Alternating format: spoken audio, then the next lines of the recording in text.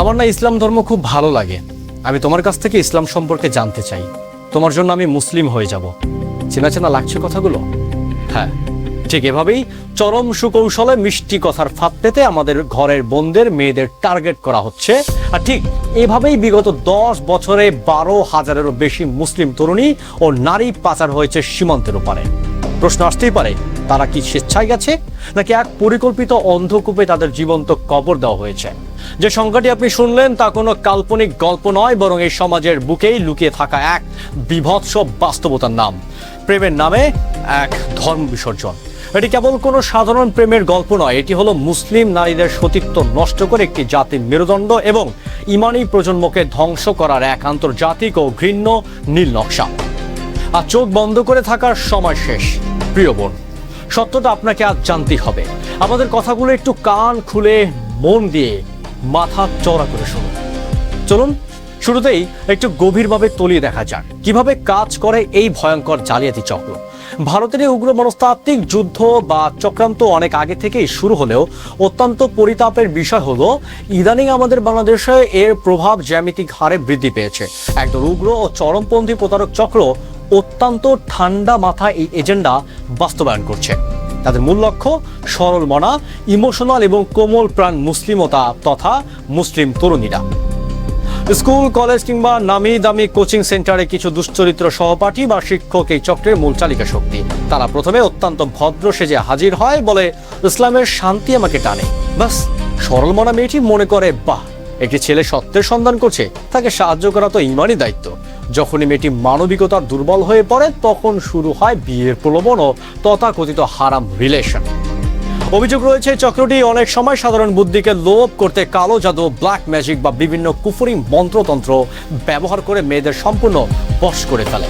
এরপর তাদের বিভিন্ন অমুসলিম ধর্মীয় উৎসবে নিয়ে যাওয়া হয়, শারীরিক সম্পর্কে বাধ্য করা হয় এবং অত্যন্ত গোপন ছবি বা ভিডিও ধারণ করা হয়।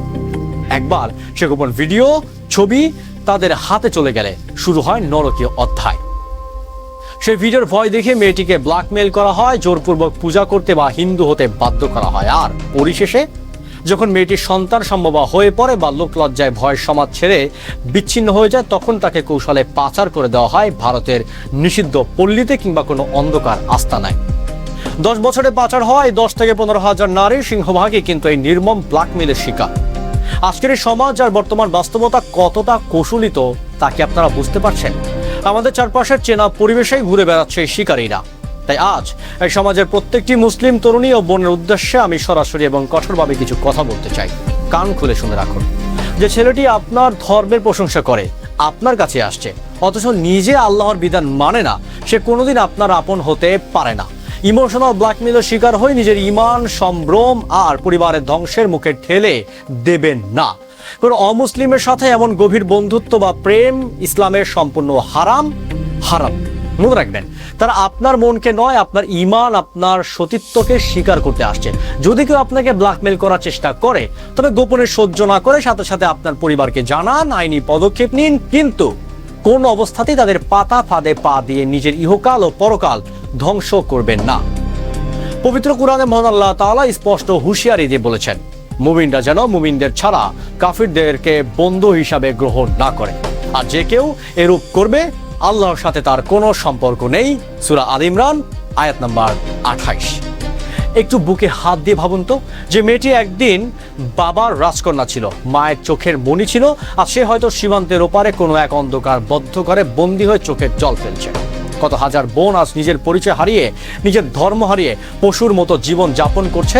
তাদের এই কান্নার আওয়াজকে আমাদের ঘুমে আচ্ছন্ন বিবেককে নাড়া দেয় না? একটা নিষ্পাপ মেয়ের সম্ভ্রম হানি আর ভাঙা হৃদয়কে আর্তনাদ কি আল্লাহর আরশকে কাঁপিয়ে তুলছে না? নিশ্চয়ই তুলছে। হে মুসলিম উম্মাহ, আপনার মা, বোন ও মেয়েকে এই বিষয়ে অবিলম্বে সতর্ক করুন। আপনার ঘরে যে কন্যা সন্তানটি বড় হচ্ছে, যে বোনটি স্কুল কলেজে যাচ্ছে, তার খোঁজ রাখুন। তাদের সাথে বন্ধুত্বপূর্ণ সম্পর্ক গড়ে তুলুন, যেন তারা বাইরের কোনো প্রতারকের মিষ্টি কথায় গলে না যায়।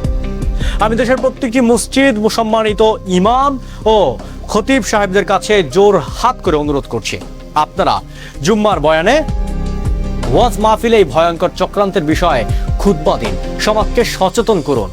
আসুন আমরা আমাদের সন্তানদের দ্বীনি শিক্ষায় বড় করি, অমুসলিমদের এই বিষাক্ত ও সুপরিকল্পিত ফাঁদ থেকে নিজেদের ঈমান ও পরিবারকে হেফাজত করি।